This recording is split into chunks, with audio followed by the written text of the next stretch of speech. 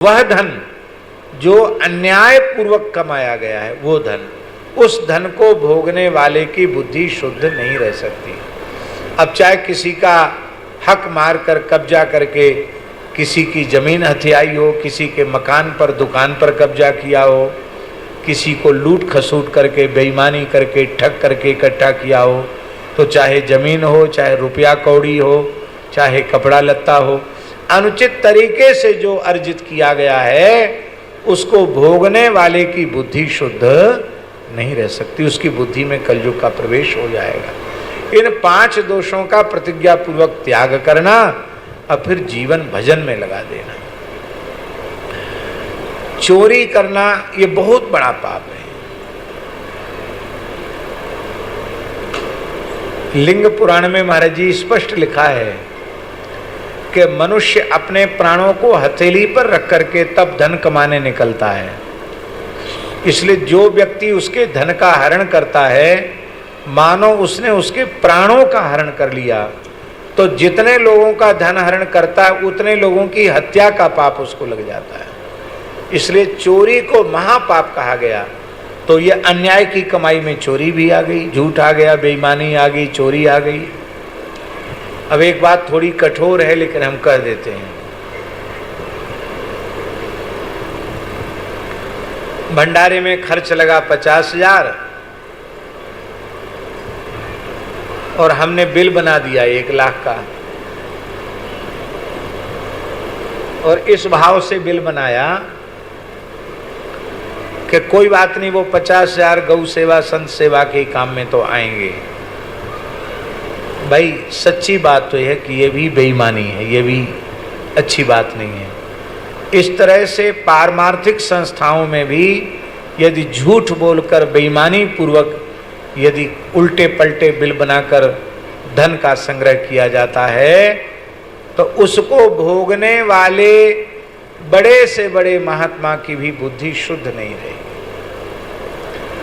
इसलिए अर्थ की शुचिता बहुत जरूरी है, बहुत आवश्यक। भूल कर भी अनुचित तरीके से कोई अर्थ का संचय न हो जाए।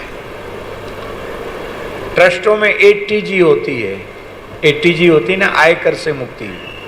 तो आयकर से मुक्ति में लोग क्या करते हैं कि टैक्स बचाने के हिसाब से